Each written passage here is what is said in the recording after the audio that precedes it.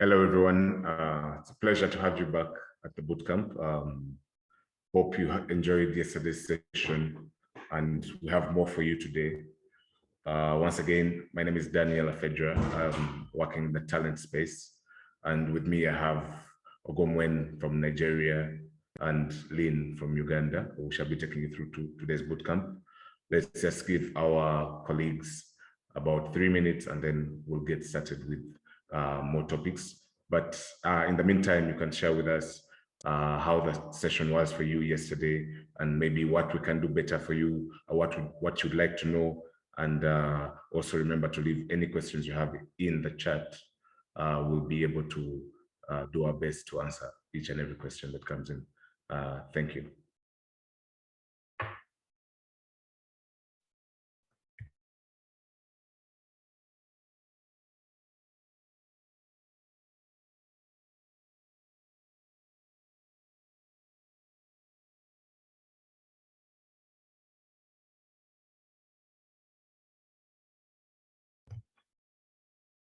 IG, I think there's a question for you in the Q&A.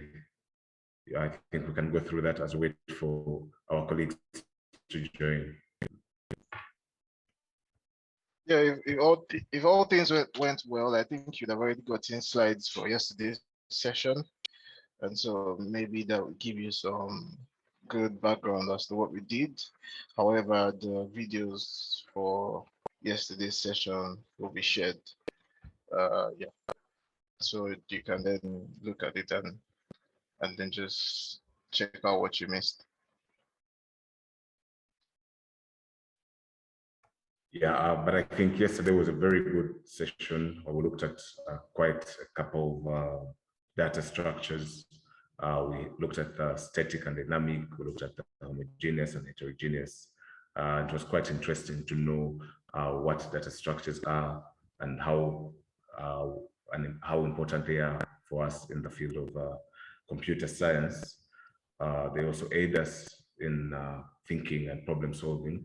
So as a developer, when you're well conversant with these data structures, you're able to, think better and, solve problems much better in the field, which will consequently aid you in standing out as a software developer. And so today we're going to have a more practical session than the one we had yesterday. So please prepare to get your hands dirty, and I hope all of you got a chance to do the challenge which was shared yesterday. IG, maybe you could share the chat, the link again in the chat for those that missed and for those that did not receive the challenge. I see we're left with 2 minutes to get started. So we can always share with you the document and the videos later on our different channels, especially YouTube.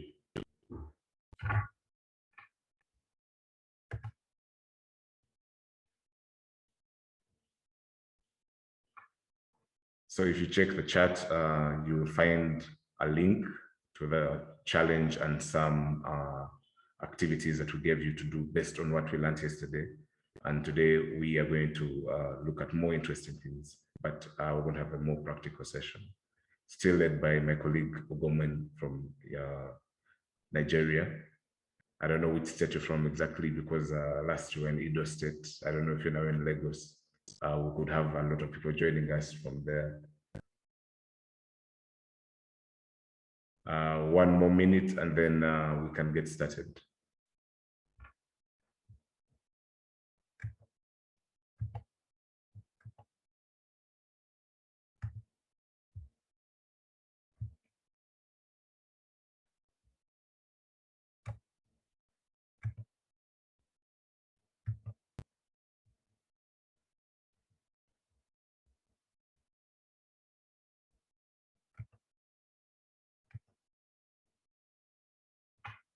Okay, I think most of us from yesterday have joined, so we can get started. Oghomwen, I would like to hand over to you now.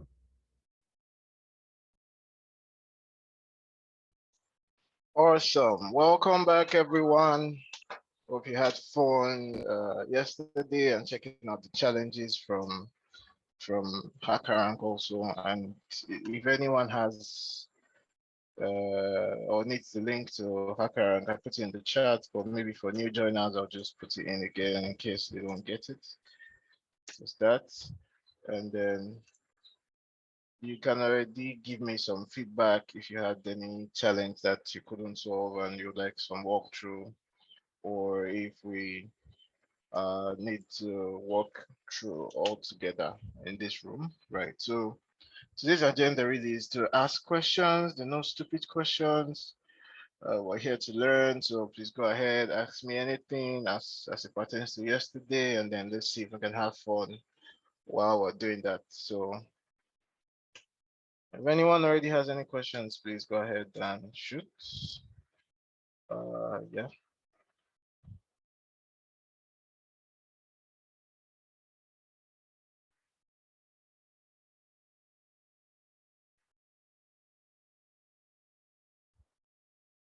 Tinashe, what country are you from?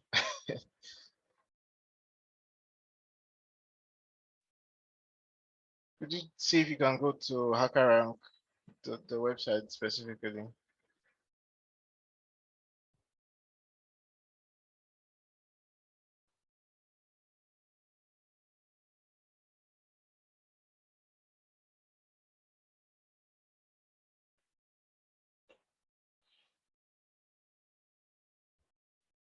Okay, any questions? Can I get feedback from people who tried to solve the coding challenges, and if you found it easy, if you, yeah, I already see someone. Oh, okay. Yeah, I already see someone putting some code in the chat. That's nice. All right.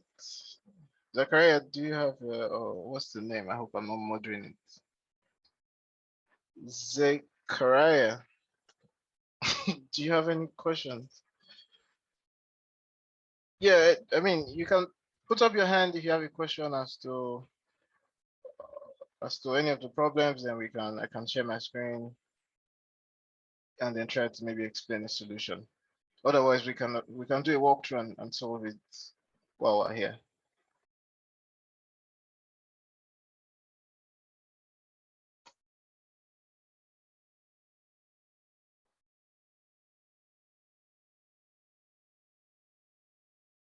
Yeah, I mean that's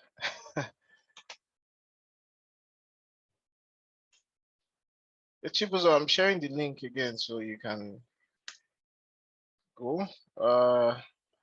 Tinashe, I'm not sure why you can't access HackerRank from Zimbabwe, or maybe if you're using the VPN or something.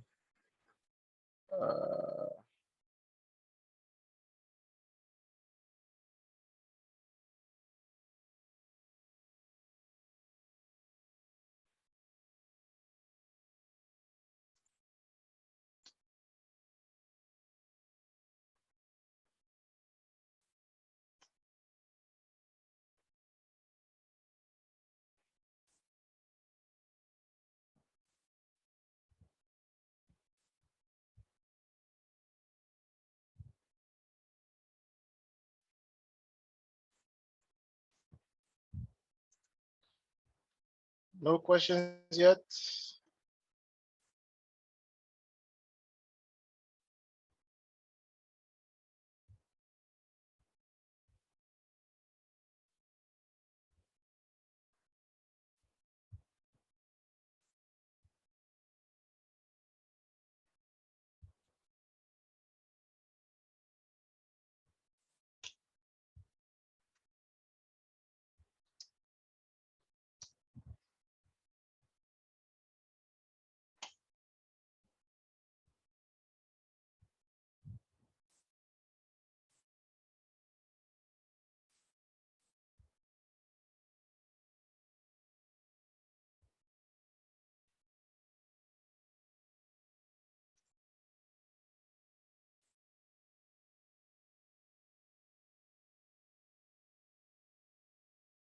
Augustine, they're not in C really. you could pick any language that you want to use. So hold on, let's stop sharing. Share my entire screen. Okay, Ramon, I think we'll do a walkthrough for every of the problems. Yeah, Jeff, we have a link to yesterday's recording that we will share. Uh,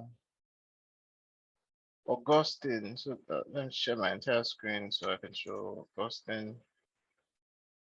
Share my screen.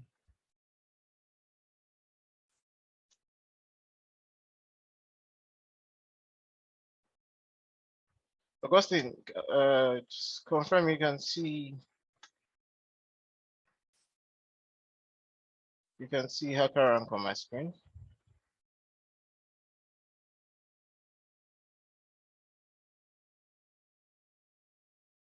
All right, so when you go through the problems, yeah,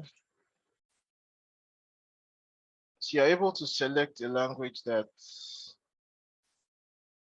that you want to solve the challenge in. So, for example, when I open this, solve the challenge, the solution area has a drop down. You can see this is where you can select the language that you're most familiar with or that you're more comfortable with. So it's not exactly that you need to solve in C. So if you can already just go there and then select something you're comfortable with and try to solve the problem in that language. Yeah, and then who else?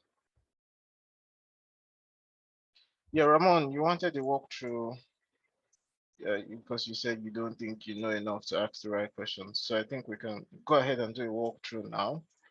Yeah, but my primary language is in Java. So I would solve the problems using Java and hopefully everyone can follow. I'll give a breakdown of each and every step that I take. And then hopefully you can understand how to do that in your own preferred programming language. So let's just go ahead and solve the array problem now. I'm selecting Java 8 as my preferred language.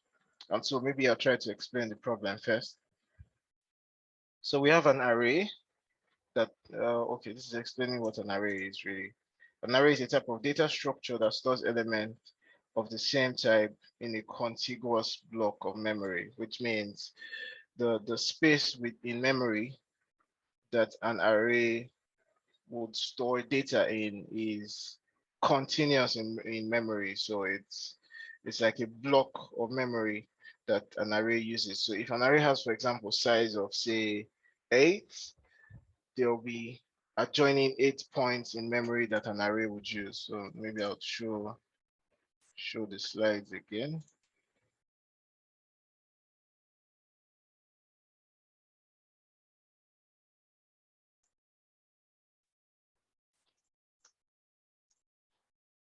Uh,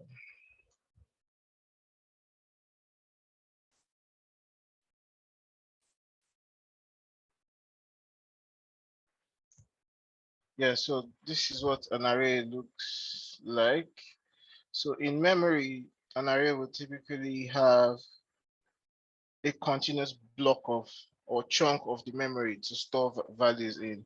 So when you declare an array and you say the size is 4, for example, then the compiler also, or rather your runtime, sorry, not the compiler, your runtime assigns 4 blocks within the memory space for that array specifically, but that's not what we see with uh, other data structures really. Yes, Nicholas, you will get these slides even very shortly, I'm certain. All right, so that's what an array is, just recapping from yesterday. And then for an array, each memory location has a unique index. So if you see back to this, for the first position on the array, the index is 1, and then all the other positions take a sequential order or a sequential uh, address or index. So this is the typical behavior of an array and how it works in theory and practice. All right, so the main task of this was to reverse an array of integers. All right. Well, Ramon said there's no C sharp or so sorry, there's no C sharp being a very popular language. There's C sharp here, Ramon. Ramon, can you see my screen?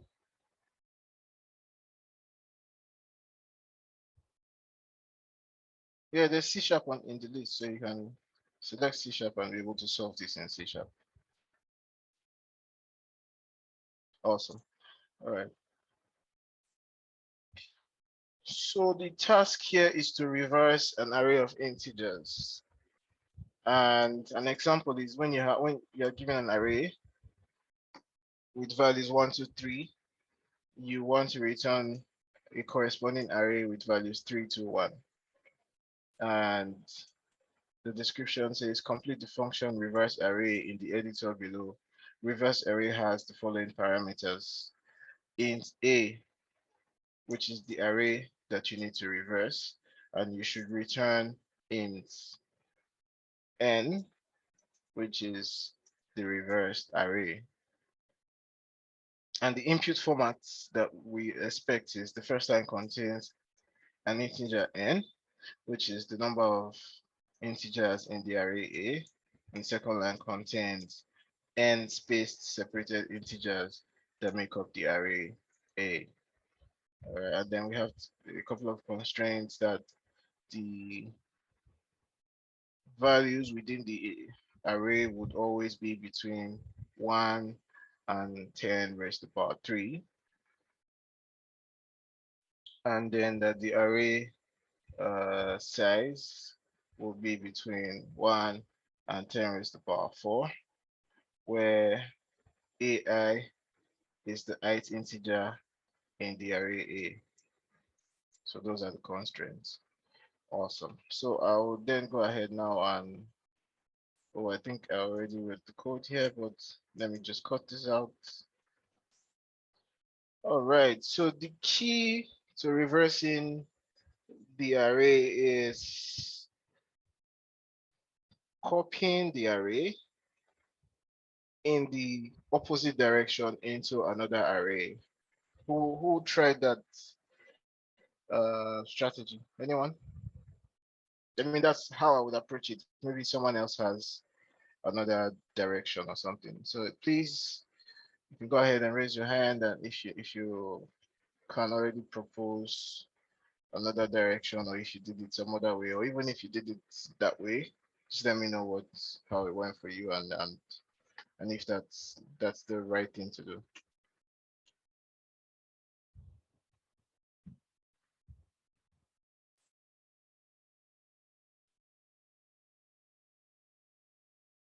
Okay, CK said use 10 to store the first value. Collins, do you want to explain? I can unmute your mic. You can go ahead and try to explain the concept.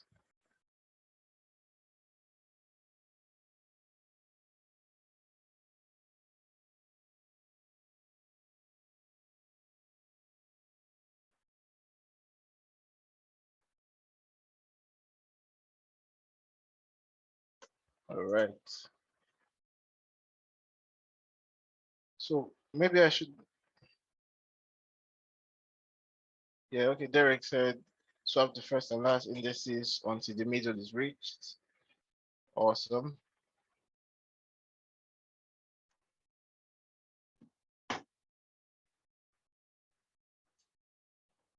Ramon says use a for loop to get the array from the last index to the first index in a new array. Yeah, that's how I was, or that's how I want to approach it, Ramon. That's a solution.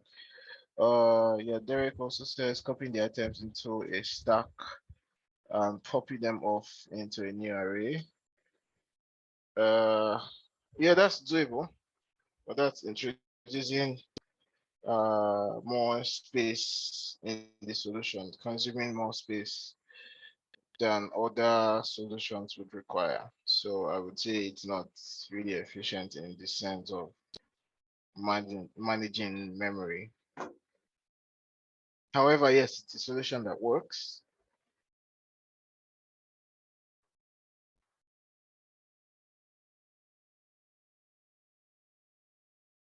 And yes, it's also brilliant, Derek, just to mention. It's brilliant to look through the array, push everything into a stack, pop everything back out into a new array. That works perfectly.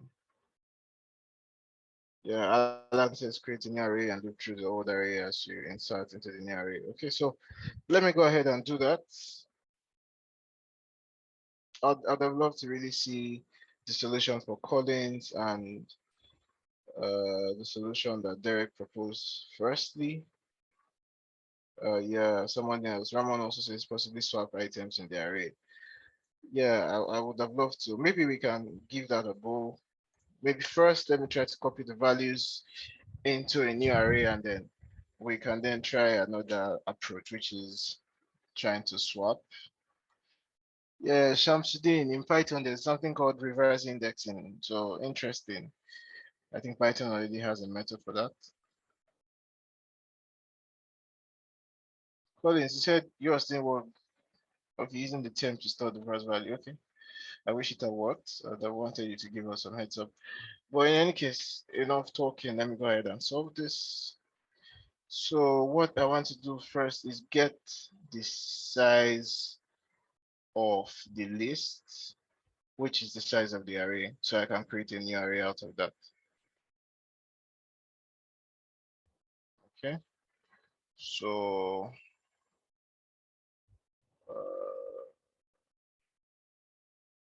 in array size, so I'll call this is equal to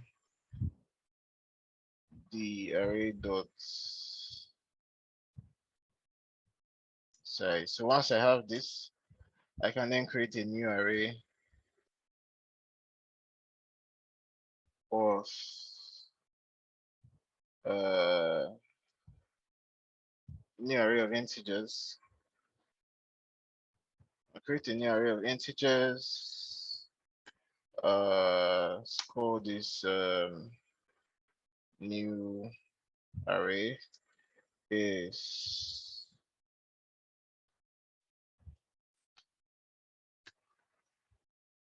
the size of the old array. So that's what I'll do. Okay, and next I will look through the values. Use a for loop for the values of the first array. So instead of doing that, I can do I is equals to array, sorry, A, which is the first array, then the size of the first array, which is array size, minus one. And if someone can already tell me the reason I'm doing minus one, that would be nice. And then I want to also do that I is greater than or equal to 0, which is the first index, and decrement I. Okay. And then what I want to then do is the new array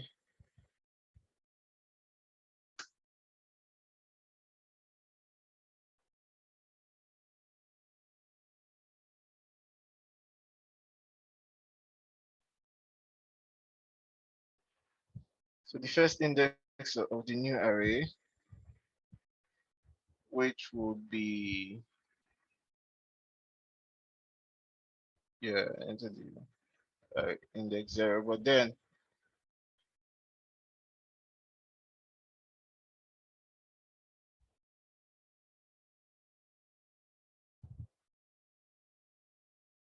Okay, to get the last item in the index or the array. Okay,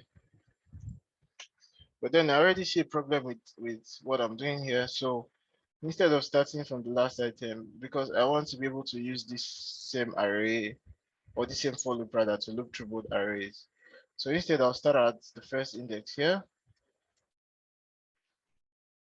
Say this is less than the array dots, the original array size. I is going to be less than the array of going to be less than the size of the original array because we want to go from the first index, which is 0, to assuming the array size is 3, the last index of the array will be 2. So our iteration should typically end before the last index of the entire array. And then I'm going to increment the our for loop value by 1 each time. So I'll say the new array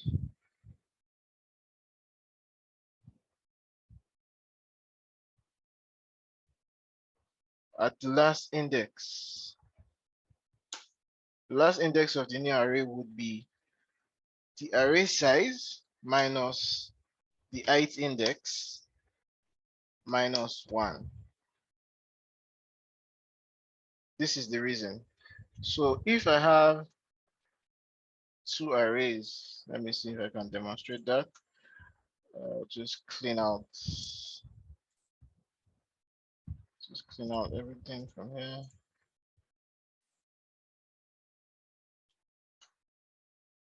All right, also clean this out. So I have two arrays. Let's say I have two arrays. The first one has value 1, value 2, value 3, and value 4. Their indexes are 0, 1, 2, and 3, right? I'm sure almost everyone knows this. Yeah, but if you don't, please note that arrays are typically addressed from 0 to whatever index it ends at, which is 1 less than the actual length of the array, because the length of this array is length of the array is 4.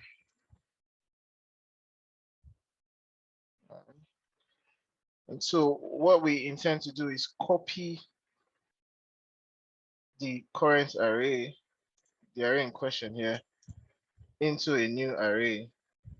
So I'm going to initialize a new array, also using the size of the first array. So this new array would have 4 spaces, right?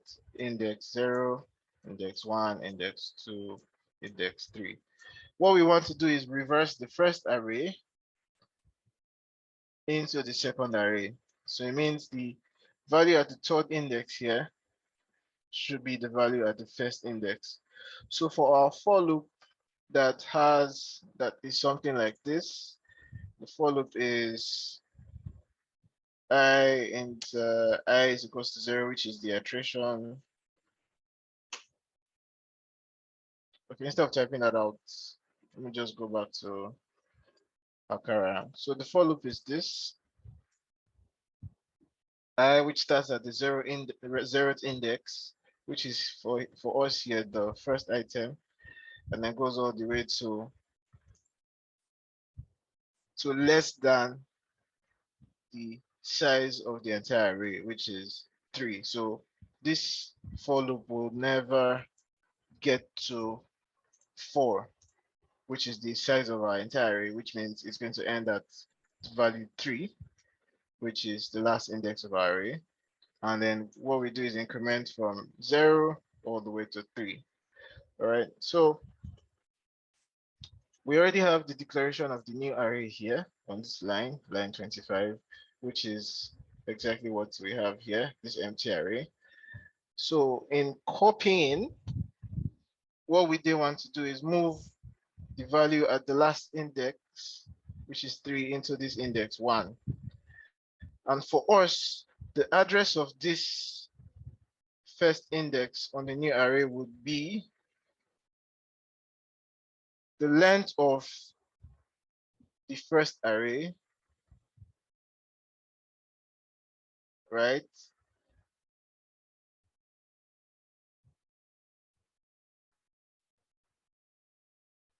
So the length of the first array, which is 4, length of the first array, which is 4, minus, when I is equals to 0, the position of the first index, which would be 0, minus 0, minus 1, and you see the reason why we have minus 1 and see what it comes down to. So 4 minus 0 minus 1 will give us what? The answer to that would be 3. And in the new array, the position 3 is this one. So what I want to do on line 27 is to say that the last index of the new array should be equal to the first index of the old array, which is I. Follow closely that at this point, I is 0. At the first loop through the array, I is 0. So we're getting the first element in the original array. And then we're putting it in the last index of the new array, which is this one. So what we're doing is moving this to this. And then for the second iteration, what will happen is we will then have the second index move to the first. We'll then have of course, the second index here, which is actually the third position, move to this second index, which is the original, the second index in the original array. This we then move here to the third index. So it will be something like this. By the third loop, we'll have something like this. And then by the fourth loop, we'll have this. So this is what's going to happen throughout the entirety of this loop. And then we get the reversal. All right. Does anyone have any questions so far?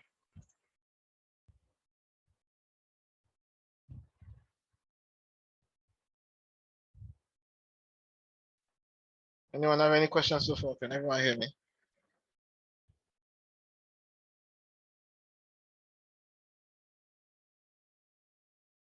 Okay.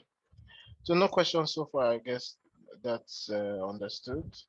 So everything that happens within this for loop, I have tried to explain using this diagram.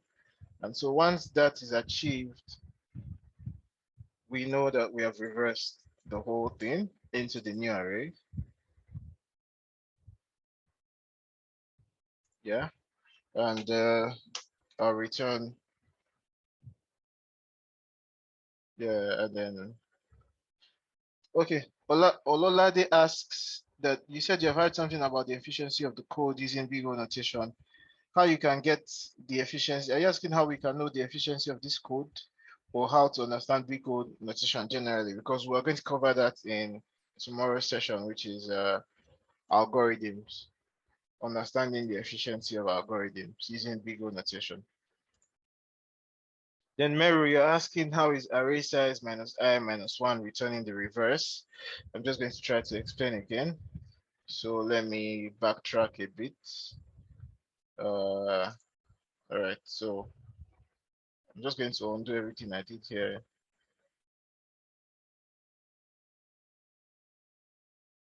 So I can explain the efficiency of this code today using big O notation or other day. Once I'm done, I'm just going to backtrack a bit for Meru so that Meru understands how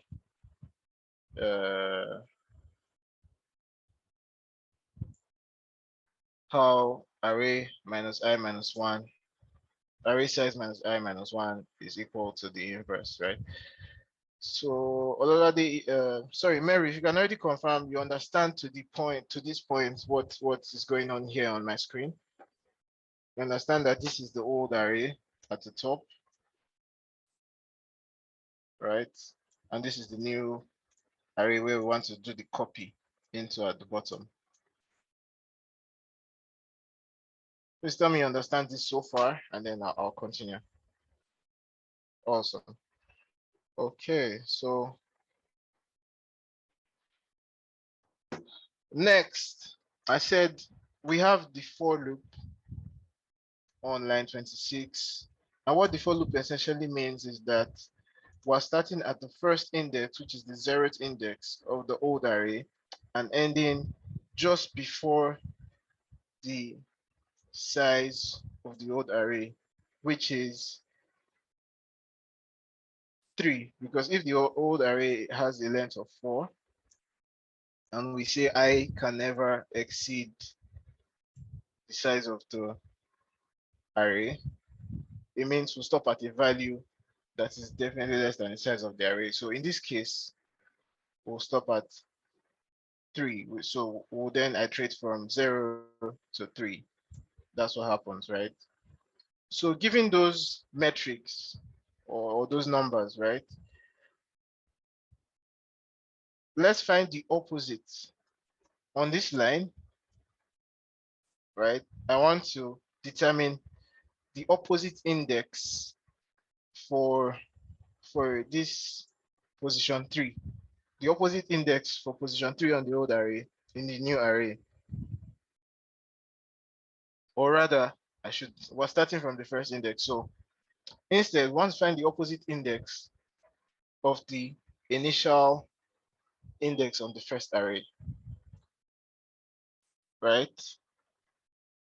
So you said you get that 3, and that's how we arrive at the equation on line 27, because the array size is 4, right? Minus I on the first iteration. Because I is 0 on the first iteration, let's replace I with 0 on this screen, right? And then minus 1. This equals to 3. So it means for the third position here, swap it with the first position in the old array. So that's how we arrive at 3. That's why we have array size is minus. Yeah, we can do the practical calculation for the rest. So let me do that. So first iteration was, so when I is equal to 0, right? That formula gives us 3. Let's do the second one. I is equal to 1, right? So we want to find the inverse of the second index. Let's use that formula. 4 minus what? I is 1 now. 1 minus 1. This gives us what? 4 minus 1 gives us 2. Right? That's second iteration. Third iteration. I is equals 2. So what we have is 4 minus 2 minus 1. What do we get then? 4 minus 2 is 3. And then we get 1. Right? And then the final iteration, I is equals to 3. What do we get then? 4 minus 3 minus 1, 0. So does that answer? Okay, awesome. Mary, that answers as well. So that's how we achieve the reversal and everything. And then what we then need to do now is return the new array value. Return the new array as the output of the method. So because this is an array, and the method says to return a list, we can then convert the array into a list. So list dot, I think that's is it to array now or as array? So I'm going to try both. I think it's list dot to array, and then pass in the new array. So return list dot to array. Let me just confirm that for my IDE. Sometimes I mix it up. Yeah. Oh, sorry, we're returning array as list. So it's arrays dot to list. That's the method. The list method doesn't have. I was doing it the other way around. Arrays dot as list. Yeah. So returning the array as a list. That's what it should be actually. All right. So if does everybody understand to this point? Anybody has any question? This is a simple conversion of this array into a list so we can return it as the answer. All right, if that's understood, I'm going to go ahead and run the code. Run that code. See, okay, we have an error, reach end of line by parsing. So I missed.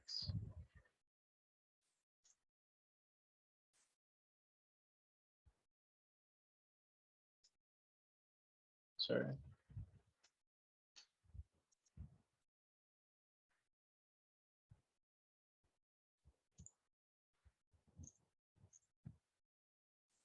So I'm missing a semicolon. So I think maybe I put one extra somewhere. So I'm missing a bracket. That's just a semicolon. Missing a bracket. That's probably because I'm missing a semicolon.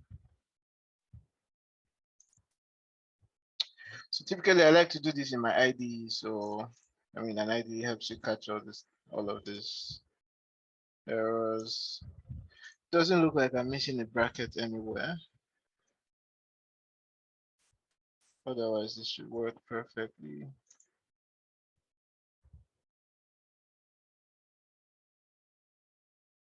Okay, yes, well, so I'm missing a bracket, I think. So I did that. Go ahead and run the code, see what happens. Set it out, constant variable declaration.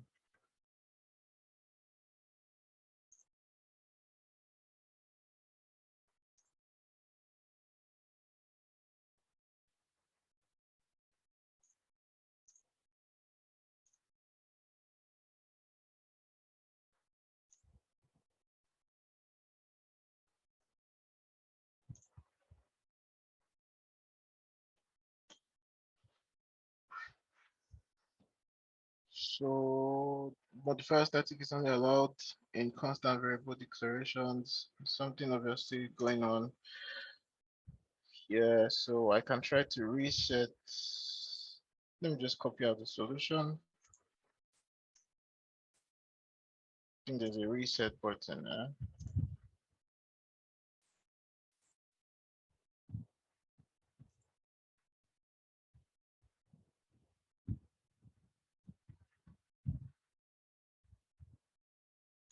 Otherwise, I'll try to refresh the page and see if it reloads the content.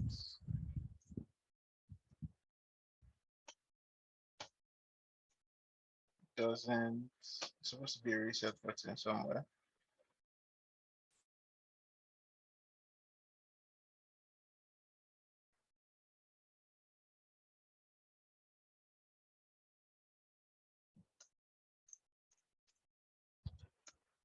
Ah, God of the demos.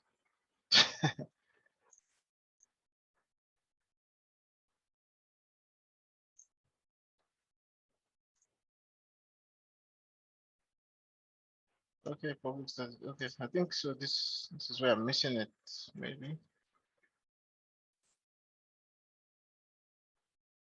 Yeah, it works now. All right, so I put the brackets in the wrong place. I don't know how the bracket got out of there in the first place. I don't think I touched it. All right, so far so good. It runs. Yeah, Ramon, I thought I had a closing bracket for the method, really. All right, well, any questions for this? Everybody get this? You think it's something you can implement on your own in your language?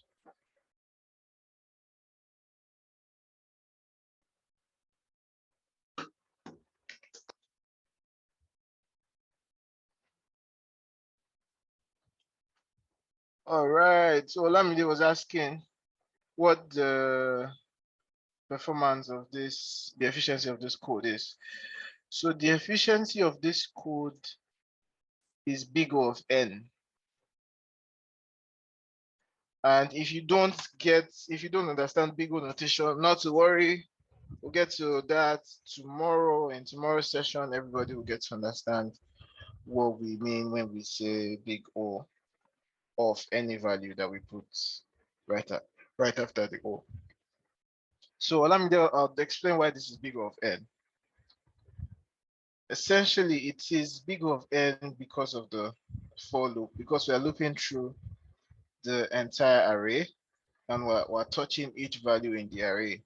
So if the array increases by 5, for example, say today, as at now, the array is length 4. If the array increases to 9, what we are going to do is have to loop through the array 9 times. If the array increases to 20, what we have to do is loop through the array 20 times. And so what we have is that for n values of the array, we are going to do n operations in terms of looping. So that's why it's big of n. Ololade, do you understand? There are certain constants when it comes to this algorithm. For example, this assignment is a constant, so it's one operation, so it's really a constant.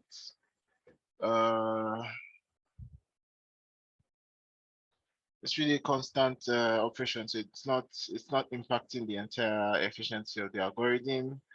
And so the main imposing constraint or the main thing that affects the runtime or the amount of time to take to run this algorithm, for the algorithm to run and process everything, is really dependent on the size of the array, and so that's why it's n.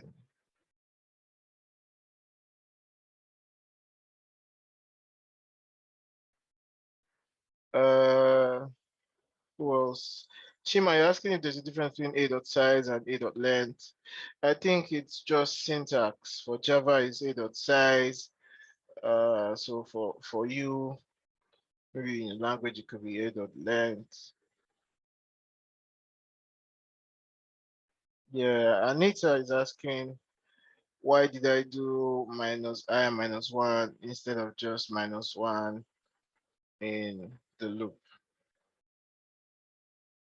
All right, so the reason I did minus I minus 1 is because when the value of the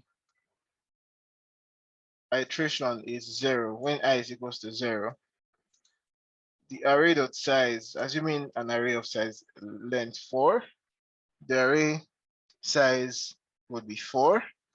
And if we did minus 1, what will happen is, in this case, we'll have 3, right? That's the correct value for the first iteration. It will be 3.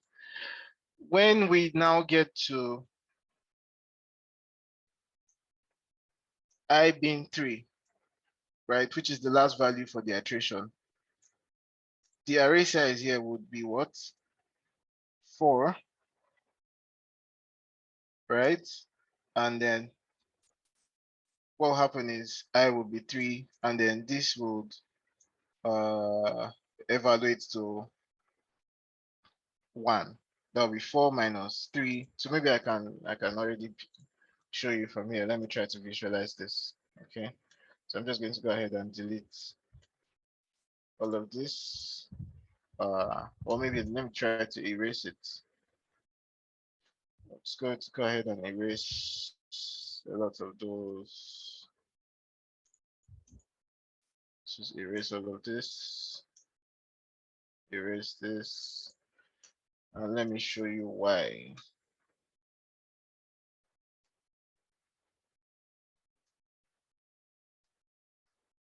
All right, so we have the old array and we have the new array. Now, in determining the corresponding position, for the first element, remember the corresponding position for the first element is the last position on the new array. So we want the first index, which is 0, to correspond to the last index in the new array, which is 3. Now, looking back at the for loop with it starting at 0 and ending at in this case 3, which is less than 4, because the loop never gets to 4. We start at I is equals to 0 for the first array. Now we need a corresponding formula. We need a formula rather to give us the corresponding position, which is the last index in the new array. And what that formula would be is the first array size, right, minus the position that we're considering in the first array, which is I in this case, right, minus 1. That's the formula. And if we try to, so let me just make this clean instead. So let me type this out so everyone follows. I'll type this out. So it's so hold on, give me a second.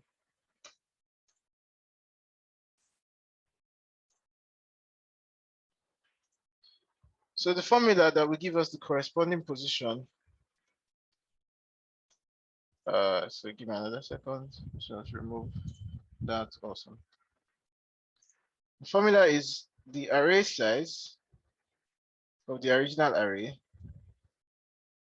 minus the ith value we're considering, which in the first case is 0 minus 1.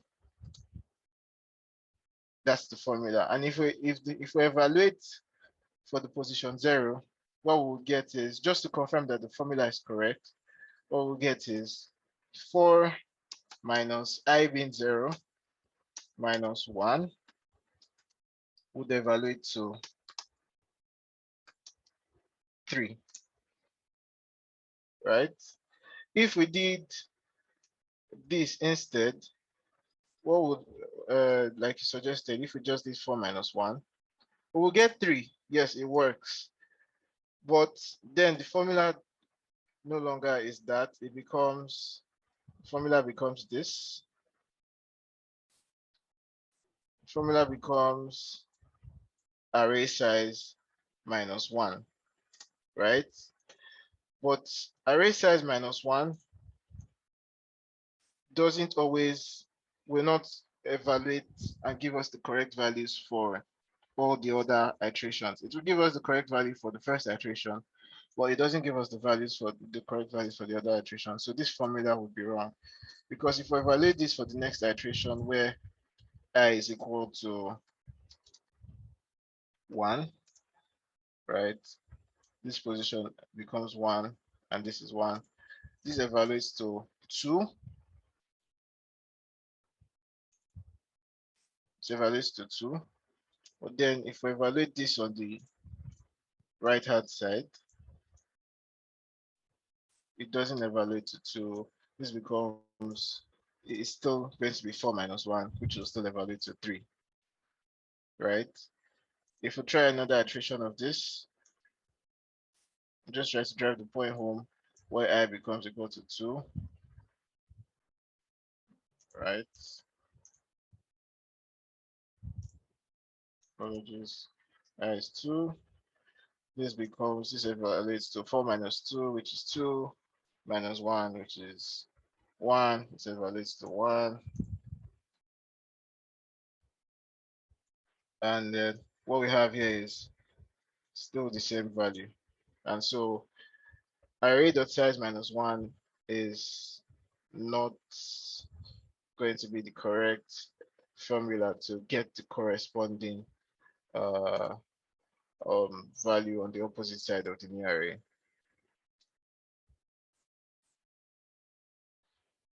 So let's go back to the question and answer or the chat.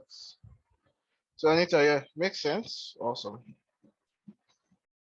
Okay, any other questions? Anyone?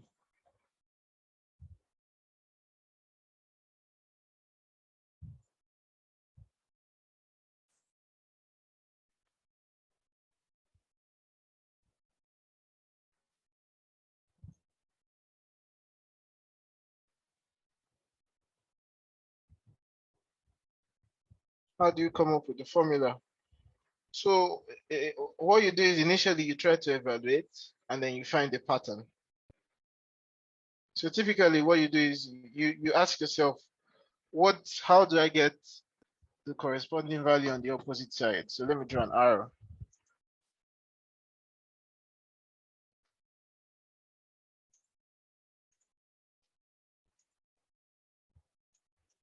Sorry. All right, so let's go here.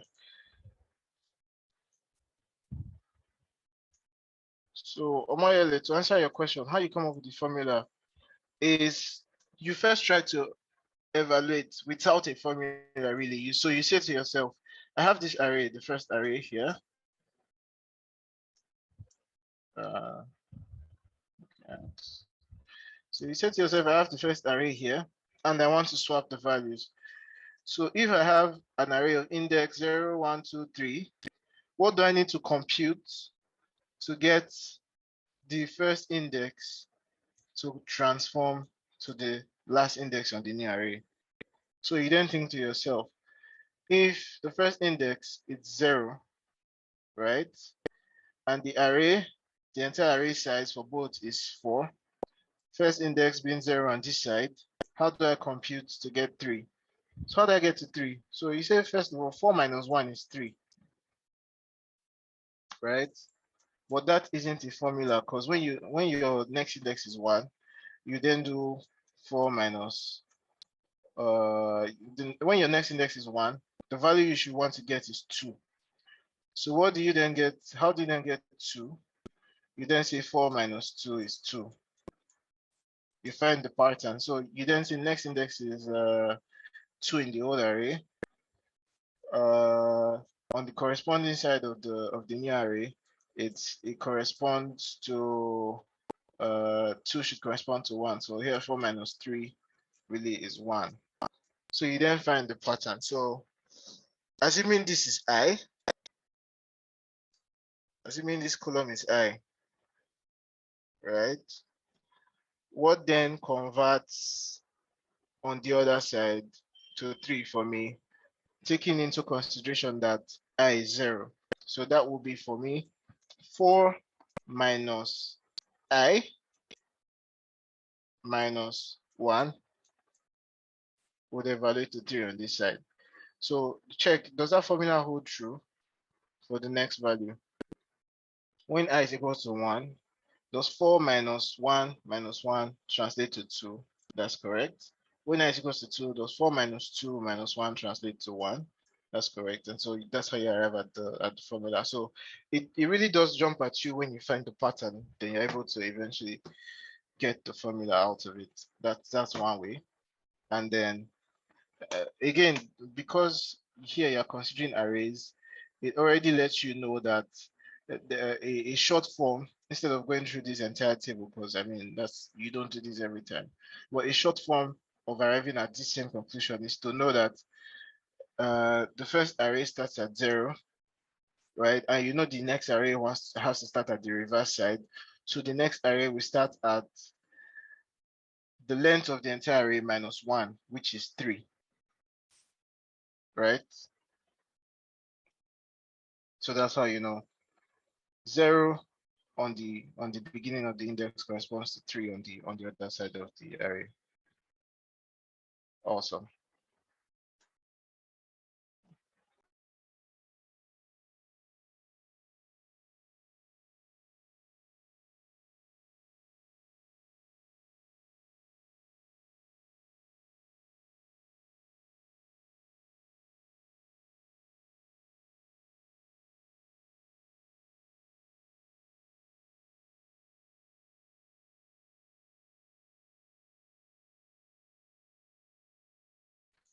Anyone has any other question?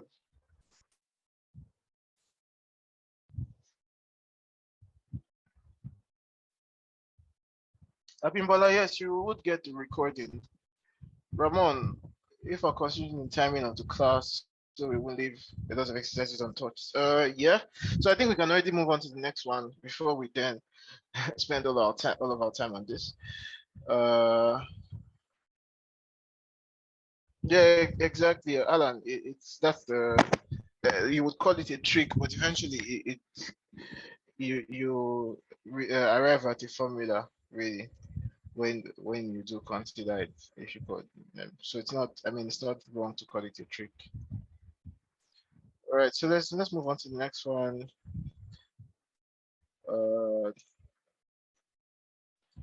Uh, so this one is fairly easy.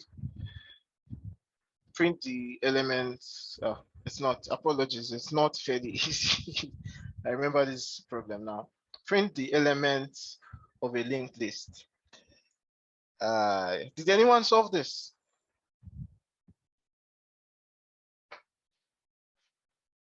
Anyone? Because for me, the solution for this is something that a lot of developers are not conversant with. As I approach this using a concept called recursion. It's a little bit difficult to explain. It's best explained using an example. So did anyone solve this? How did you solve it? What method did you use? Emmanuel, your hand is raised. So what I'm going to do is allow you to speak. Emmanuel, you said you used the while loop. Okay, awesome. Chibuzo used the while loop also. Okay, so for me, the first thing that came to mind was to use a for loop. I would really love to see how you. So I said, did I say for loop? Sorry, to use recursion. Would love to see how you use the while loop to solve this. If any of you writes Java, you can please paste your solution in the chat and let me see how.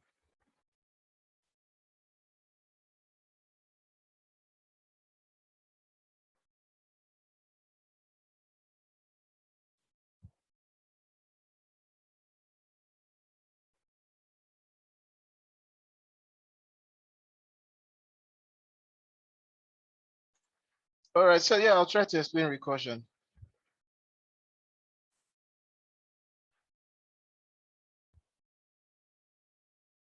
Emmanuel, how did you use a while loop? Seeing that you didn't have like a list. Oh, okay. Oh. Yeah, I think I get the concept of a while loop. But I really would love to, or maybe I should try to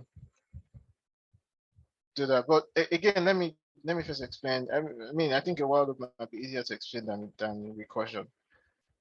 Yeah, so maybe I'll try to, let me go to my ID and try to solve this using a while loop. So originally used recursion. So I'll just comment this out.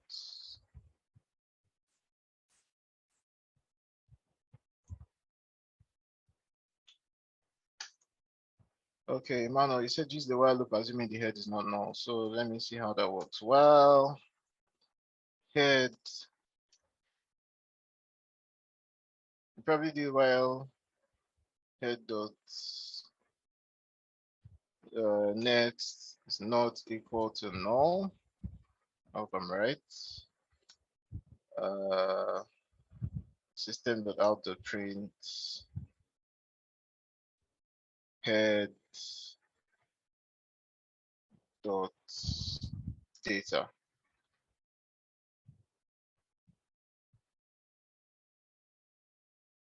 Okay, while instead use while head is not equal to null.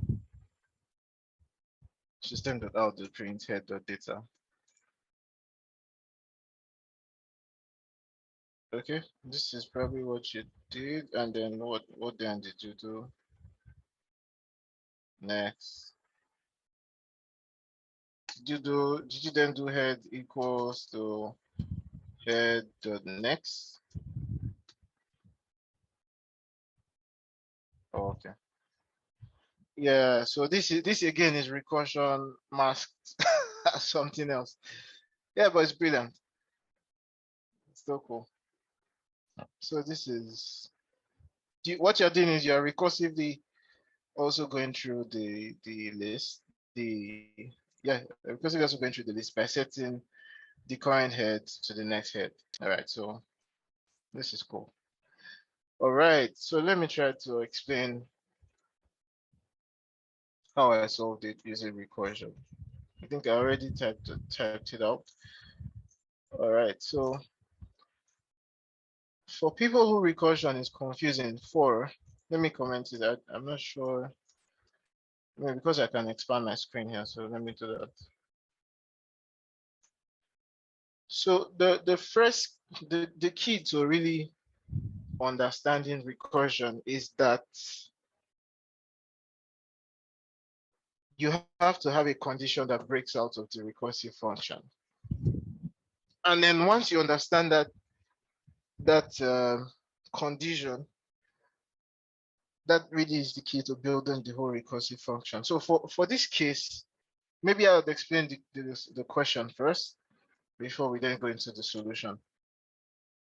So we're given a singly linked list with a reference to the head. And if you remember, I don't know if everyone remembers, let me just come back here and show you what a list is like, a linked list. So a linked list has something called the head, which is the first in the data structure, the first element within the data collection.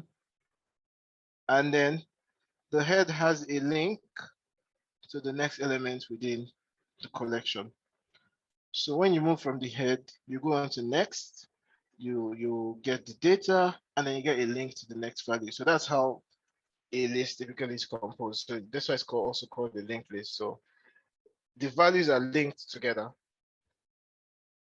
All right. So here, what we're given is a linked list, and then the parameter were passed or were given initially in the method. The parameter is the head of the linked list. Well, we then know that the head has a link to the next value within the list.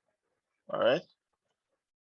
So we're given that, and what we're told to is to print for each node to print the data, the data value on a new line. That's all. So it's pretty straightforward, right? And so the input format is the first line contains n, which is the number of elements in the linked list, and the next line contains one element each, the data value for each node. So I think it was who was asking about big O notation, for example. Oh yeah.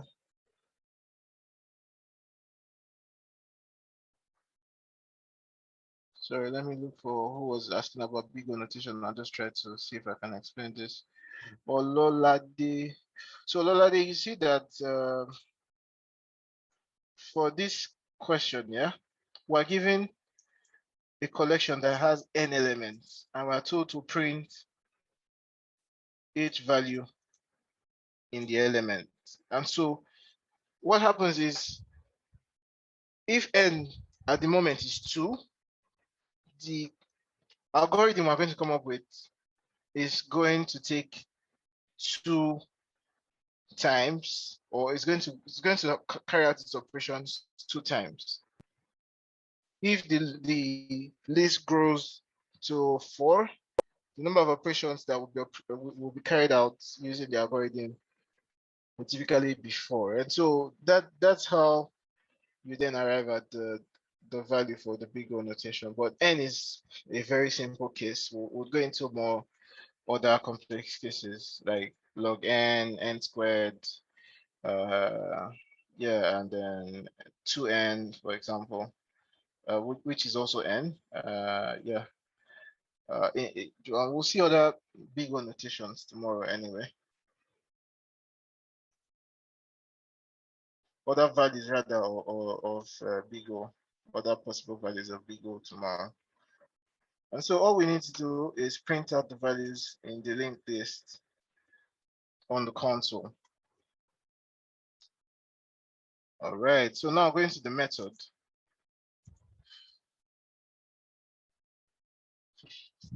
What we're giving here is the head as a parameter. And so we know that the head holds the link to the next value. Because I'm going to use recursion, it's similar to a switch case. If anyone has used a switch statement before, we typically have a break after a case is executed, unless you want to go through the whole switch, but you typically have a break when a case in a switch is executed. So we need to look for the case where we need to stop recursively going through, or we need to stop doing the recursion. And that case will be when there's no value. Apologies, let me just reply. Someone. So in that case will be when there's no value in the node. So if, for example, looking at this on our screen, the last node doesn't have a link to anything. It has a link to null.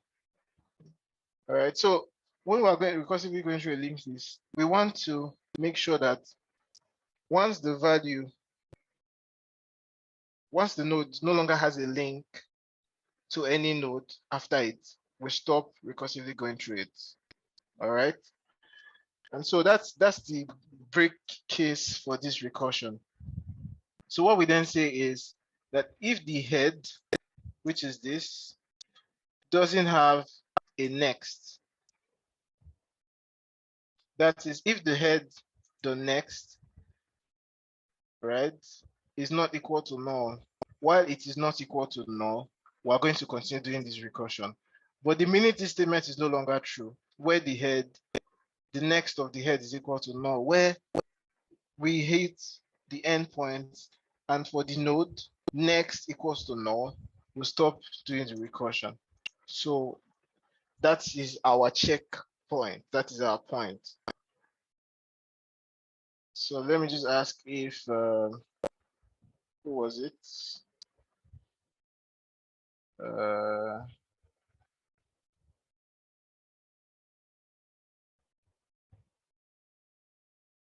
Who was it that asked the question about recursion? Omoyele, I think it was you.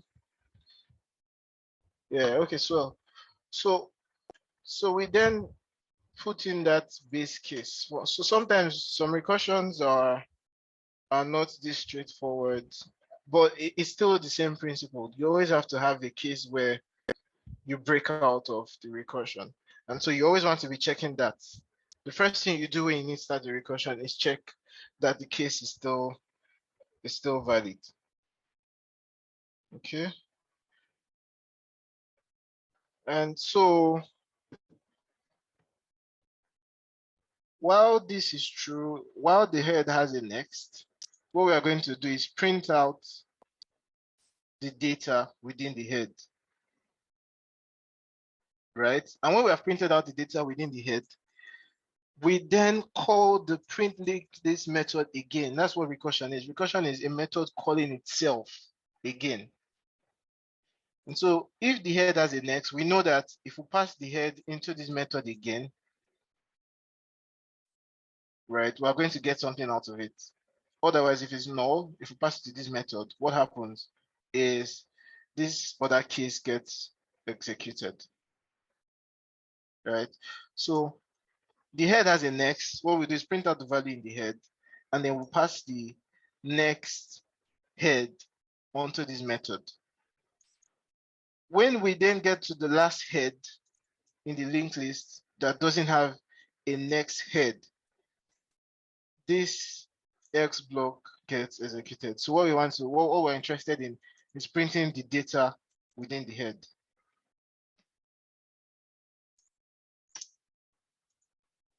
So once this is executed, the recursion ends.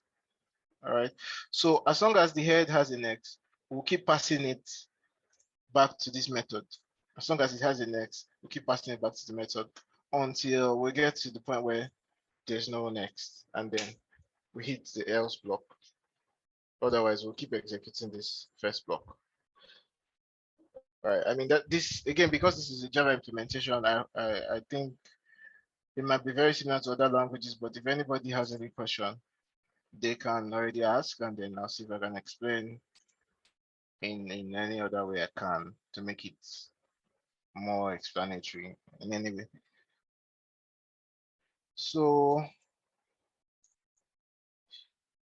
just to be sure that the solution was not a fluke, I would now run the code.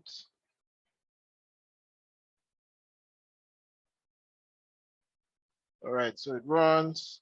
My output is 1630. The expected output is 1613.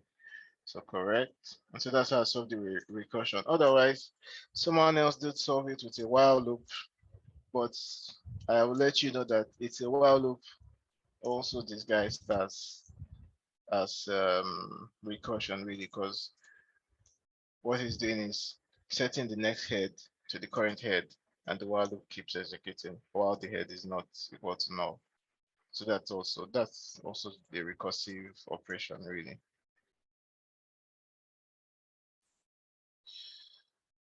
All right, let me check the chat.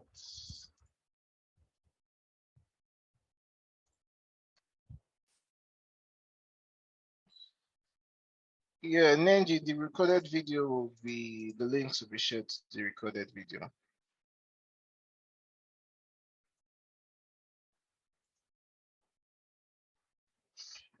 Okay, are we good here? Can we move on to the next one? Anybody has any questions?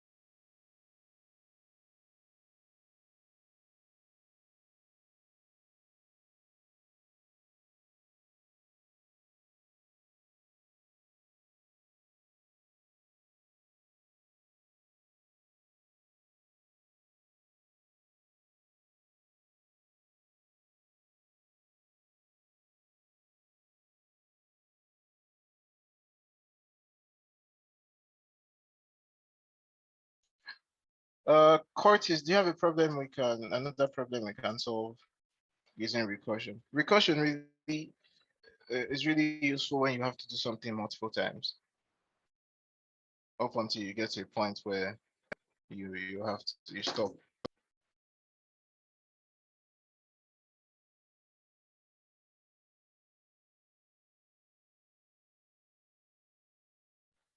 All right, so I think we can move on to the next one. Maximum element. Who was able to solve this? This one had more. I had to write more code for this. Is anyone able to get this far at all?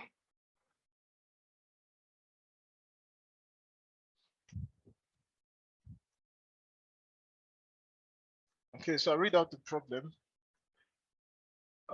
We are given an empty sequence and we'll be given certain queries.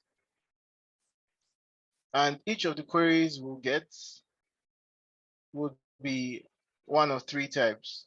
We'll either get a 1x, which is to push the element x into a stack, or we'll get number 2, which is to delete an element from the stack, or get number 3, which is to print the maximum element in the stack.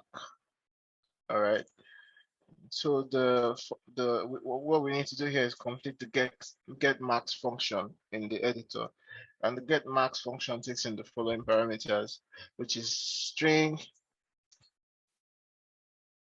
of operations, and the operations are a mix of 1, 2, and 3, and then we need to return an array that has the answers to the solution to carrying out all the queries within the array of operations. So does everyone understand the problem, or do you want me to explain a little bit further?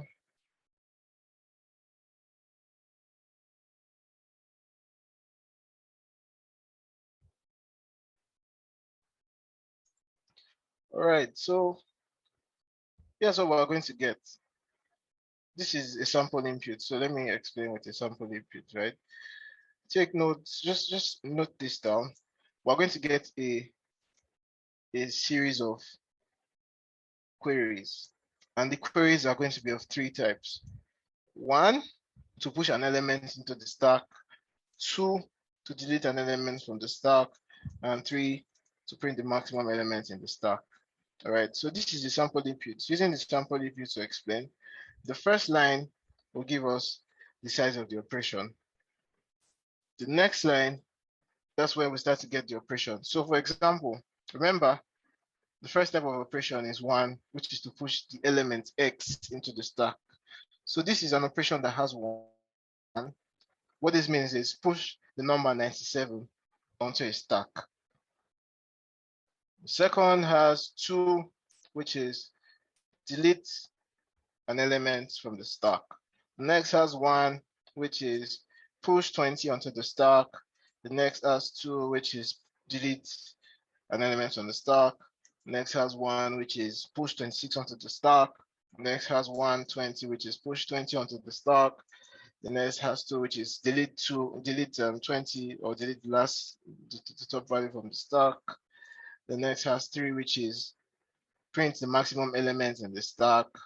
At this point, we'll print the maximum element. The next has 1, which is push 91 onto the stack. The next has 3, which is also print the maximum element from the stack. Is that explanatory? Does everybody get it now?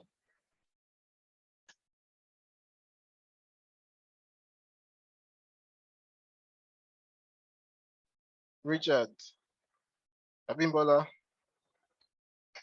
awesome. So that's what the problem here is. And we need to come up with a solution. All right, so I think I already had something here. So what I'm going to do is delete it. And then so we can just write out a solution together, right? So a good rule of thumb when writing code is that when you have something that's called a constant within a code, you typically want to declare it as a constant. So here we know that 1 means to push, 2 means to delete, and 3 means to print. So I'm going to go ahead and declare those as constants in my code. So I'm going to do private. This is in JavaScript is something called const, but in Java is different. So typically it's something like this along the lines of private, final, static, or rather this is also called a class variable. But because it's final, then it's a constant because the value would never change. private final static. I think it can be an integer or an int push. The value for push was 1. Private final, and you will see the advantage of actually doing this. Private final static int delete. Value for delete was 2. Private, so I can private final static and print was 3. All right, so we have all those declared, and those are our constants, and so we can then move on to start to write out the solution. Right, so we're given a list of operations. All right, and to carry out the operations, we know that we have to look through the list, right? To get to go through each operation within the list. So I can use a for loop or use a for each loop. Was it a for each? I can use an enhanced for loop. So the operation is a list of strings. So I can just do string operation corresponds to operations. All right. So with this, I'm already looking through the list of operations. But remember that we're using a stack, so we have to push the what operating on a stack. So I'll just declare a stack here. Stack, sorry. Stack of type. What type of stack are we using here? So it's a stack of numbers, right? So a stack of type integer. Let me just call it stack. As equals to new stack declared. Stack is declared. And so we know that we have 3 types of operations, right? The first operation being 1. So we want to start checking if the operation contains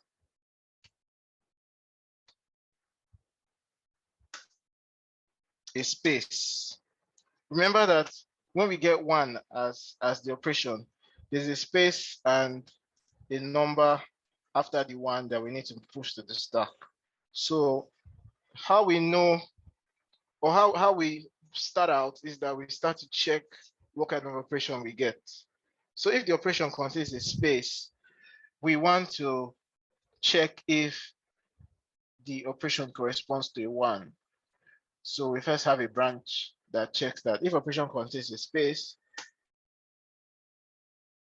what we what we next would need to do is break out the inputs into 2 separate values, because the first is the operation, the next is the value to push onto the stack. So if the operation contains a space, what we do is break it out into 2 separate values. And because those values, the entire value comes as a string on the line, because the operation, we have a list of operations that are strings. And so because that operation is a string in itself, we can break it out into 2 separate strings. So I have a string array.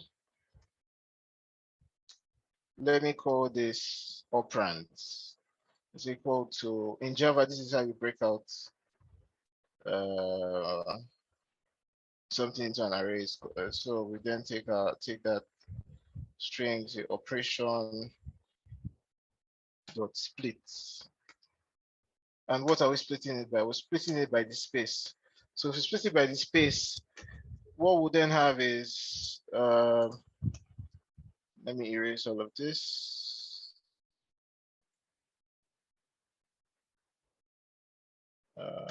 So I need to erase all of this.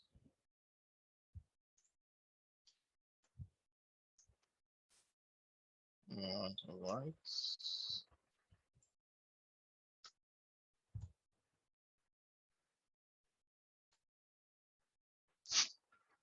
So what we had was, for example, a value that is 1 space 97. So what I did was declare an array that had 2 spaces. I didn't have to specify the size of the array because the operation, the split operation, would specify the size of the array for me. So I then have an array that has 2 elements. So I put the first element, which is the operation itself, in the first space and put the value in the next space. All right. So that's what's going on this line. I split the operation into an array that has the 2 values. All right. So next thing I'm going to do is check if the value in the zeros index is actually a 1, because you cannot just trust your inputs. You always have to check that the inputs, otherwise, because the entry here had a space, I could have assumed that the operation was a 1, but in real life, when users are entering values, they might make mistakes, and so you always want to check that they enter the right thing. So I have to check that the value in the first index is a 1 before I can push the 97 to the stack. Right, so I will do if, but then if I need to compare this to a 1, note that it is at the moment a string. So I can't compare a string with a number 1 unless this actually was a string 1. So what I can do is also, instead of making these integers, I can just make these strings so that I can just compare them directly and not have to convert. But eventually I still have to convert the number to push it onto the stack. So I'll make these strings so the comparison is a lot simpler, right? So I'll compare string with a string. Otherwise, I'd have to convert the operand, which is the value here, into an integer first before comparing with our constants at the top.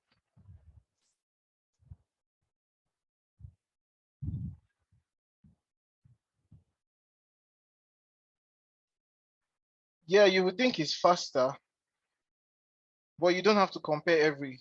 Brian, you're asking if it would be faster. Wouldn't it be faster if you trim the operation string and then start checking if it starts with? So you would think it's faster until you have to then break it out. Otherwise, all you need to do is just check if there's a space and then break it out and then check the first operand.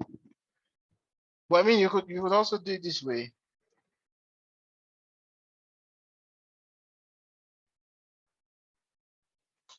So now I'm not. Let's consider it for a moment. If you do start with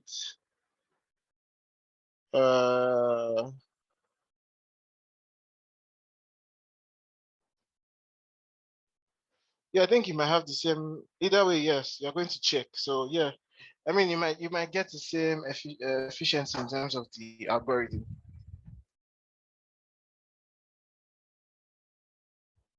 Right, but if you then do start with, there is going to be a problem if you then operate. I'll show you why I'll say there's a problem if you then operate on the value, if you only confirm it by start with. Well, ideally, yes, you can do that comparison with start with. But just anyone who might not follow the conversation. I don't think you even posted it to the entire chat, Brian. So I don't think everybody's seen this. So yes, you can compare with starts with, but you want to compare the exact value, because if you compare with starts with and I have something that, for example, here I have 3 and then something behind the 3. Say, for example, I have 3 and then 5. There's no space here, but this is the input from the user, right? And based on the start with comparison, I then go ahead to print the largest value within the stack. I then would have failed to sanitize the input from the user. So you see my point, Brian. So which is why it might not be ideal to use the start with operation here.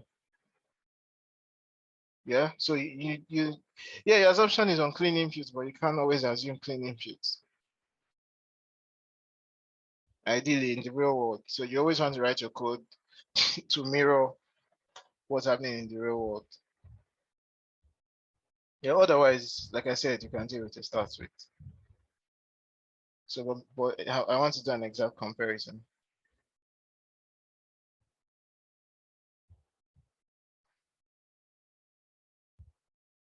Brian, this is another Brian. Brian says, you think there's a problem when you do a split by space, just in case someone else enters more than one space? Yeah, well, if you enter more than one space, what happens? Say you enter one space, then enter another space, and then you enter 97. What do you think happens here, Brian? I think it still would give you an array that arrives at 1 and 97. Let's just check this in practice, right? Let me quickly write this out.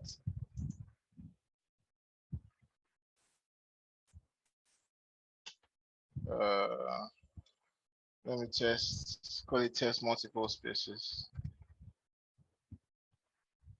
That's the good thing about demos. We can check everything. Test multiple spaces in splits.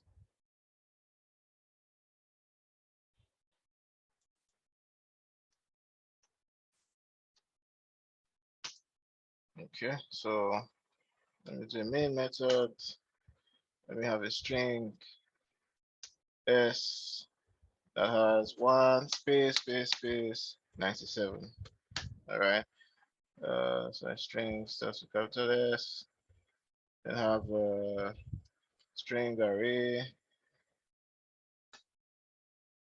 s array equals to s dot split to space. So let me print out the size of the array and then let's see what we arrive at. So run this code.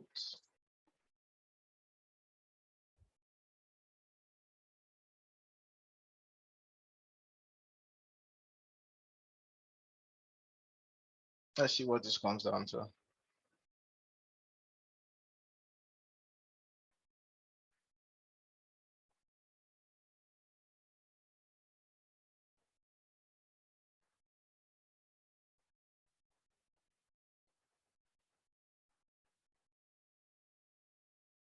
Okay, so we get that the array length is 4. So we have 1 split here.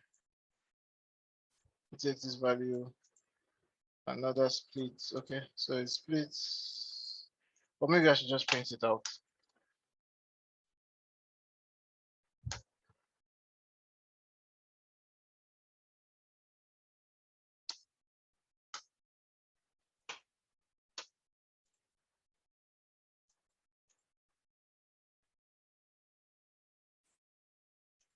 And then that's array. Okay. Okay. So let me just so that we know something was printed. Cut this. We put an asterisk before it. Plus this plus an asterisk.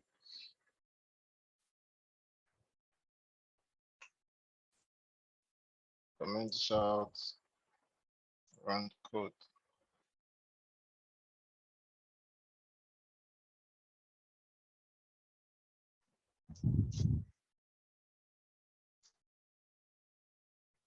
All right, so we have one, we have the two, one space, another space, and then 97. So that's what we get when the user enters multiple spaces. So yeah, ideally we need to sanitize this input and just to be sure that the user doesn't enter multiple spaces. So that's one thing we also need to check, that eventually when we do this split, that the array size is not more than 2, or the length of the array is not more than 2.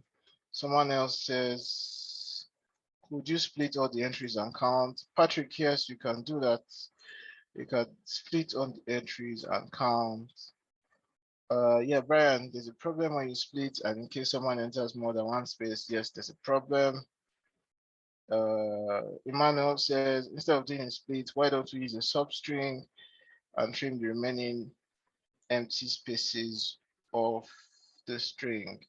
So Emmanuel, if you do this, you're going to be doing this substring and then getting it out with an index. So what will also happen is, if you do a substring and get the first index, which is the first value in the entry, which is this, if you do substring 2 to get this, and there's a space in at that substring position, what will happen is you would get the space instead of the actual value in itself. Right. Ololade says there's a way to ignore spaces in C# by doing split and then string split options, remove empty entries. Yeah, I think there probably is a way to do that in Java also. Emmanuel, it says string data, string the substring one dot trim. That's what you meant. If you do substring one dot trim, you probably will get the value from the 0th index to the first index. That still doesn't cover all you want. So you have 3 values really within the string. So you have one, you have a space, and then you have a value which is 97.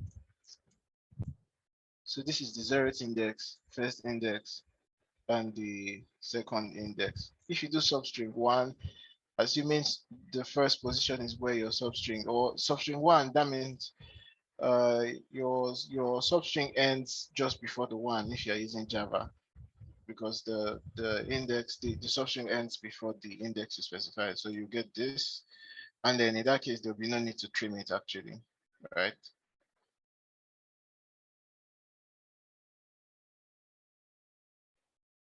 All right, so that's that really.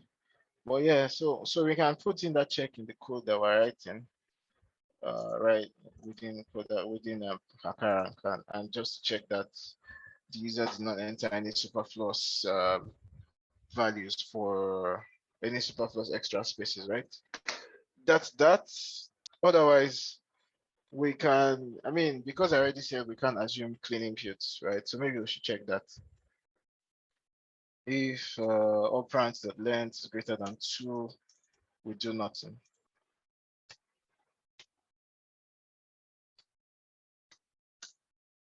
Yeah.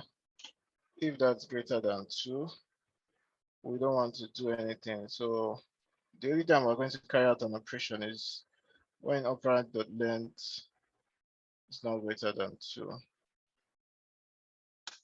All right, everybody understands that this is the inverse.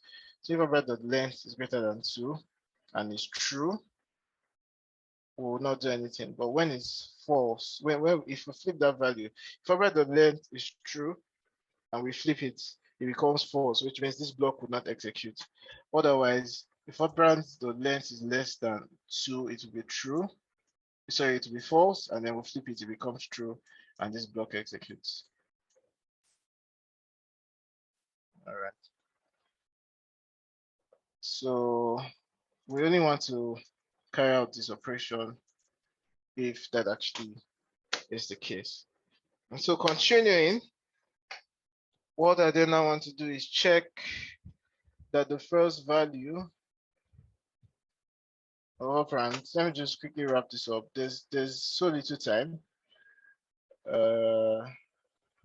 So let me just quickly go through. So check that the first value, which is the value at the 0th index, actually equals typically to compare strings, you use equals in no case. Equals the push, right? If it equals the push, so if operand equals push, what we want to do is do stack dot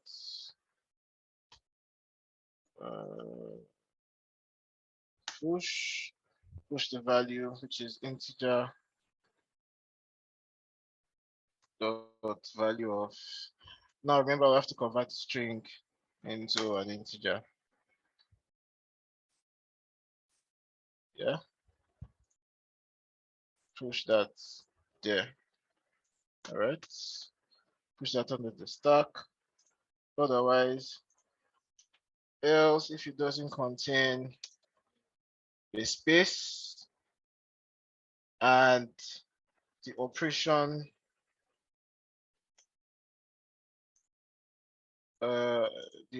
equals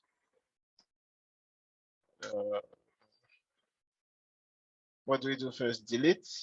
Let's do delete first. The operation equals delete. What we want to do is pop the stack. So we do stack, just copy that, dot pop, yeah. And then we'll do another else if the operation equals, sorry, if the operation equals print, what we want to do is print out the maximum value, right?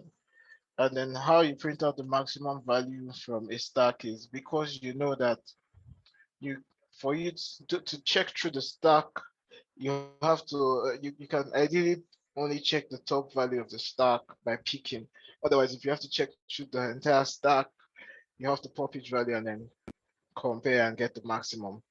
But in languages like Java, there's something called an iterator, which is the design pattern, it was created for situations like this where you have to loop through the values in a stack.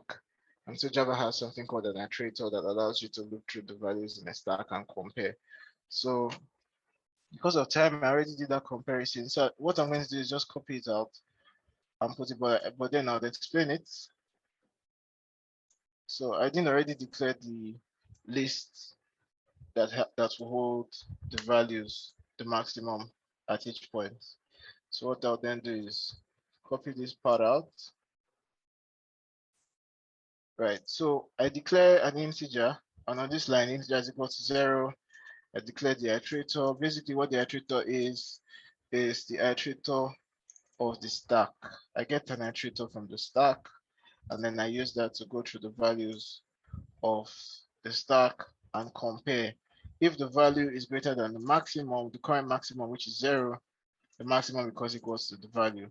And then I do that comparison until I get to the end of everything within the stack and add the current maximum to the list that holds the maximum at every point where the operation says get the maximum. And then all we then need to do is return that list at the end of the entire solution.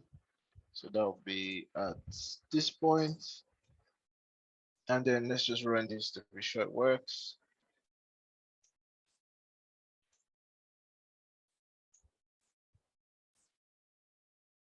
Okay, so another.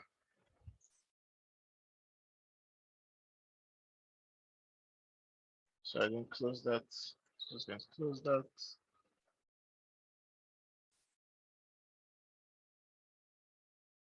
Okay, so as well, so that works.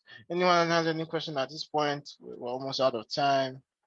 Would this suffice to use link to get the marks? I'm not sure which language that is in, Patrick, but that probably should work. Okay, so then does anybody have a question about this, or everybody followed up to the point where I wrote out the entire solution.